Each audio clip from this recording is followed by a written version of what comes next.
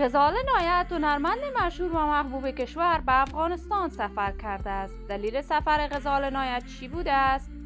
طالبان با غزال نایت چی کرده است؟ کمک‌های رمضانی غزال نایت برای مردم افغانستان. من در این ویدیو پیرامون حقایق همین ماجرا خواهم پرداخت. پس در ادامه با کانال دنیا اینفو باشید.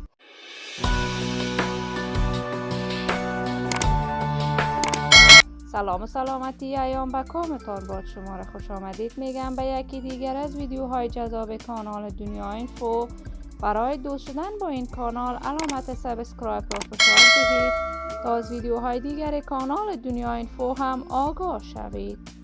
غزال نایت هنرمند مشهور، محبوب، ناماشنا و یکی از نخبگان در هنر موسیقی افغانستان بوده است. صدا و سیمای غزال نایت علاقمندان و طرفداران خاص خودش را دارد.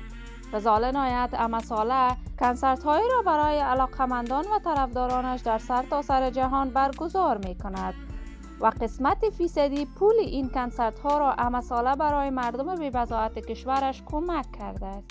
این روزها خبرهای در صفحات مجازی درز کرده است که غزال نایت به کشورش افغانستان برگشته و قرار است کمک‌های رمضانیش را مانند سالهای قبل در کشورش ادامه بدهد. ولی این خبرها کاملا دروغ می باشد. تصاویر نشر شده از غزال نایت از جریان سفرش به کشور انگلستان بوده است. غزال نایت در کشور ترکیه زندگی می کند و در آنجا هم به کارهای هنریش ادامه داده است و قرار است تازه ترین آهنگش را با همکاری هنرمندان ایرانی به مناسبت روزهای عید رمضان نشر کند.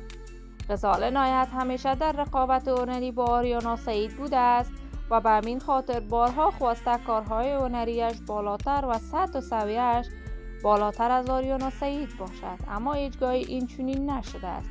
ولی هر هنرمند طرفدار و رقیبان خاص خودش را دارد.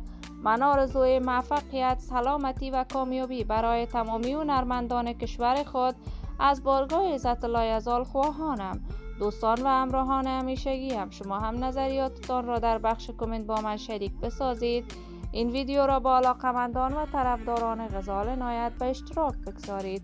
اگر تا هنوز دوست کانال دنیا اینفو نشدید، پس برای دوست شدن با این کانال علامت سابسکرایب را فشار دهید تا ویدیوهای دیگر کانال دنیا اینفو را از دست ندهید. صحت و سلامت برای شما نازنینان آرزو دارم. تا درودی دیگر همه‌تان را به الله منان می‌سپارم. شاد و موفق و کامگار باشید.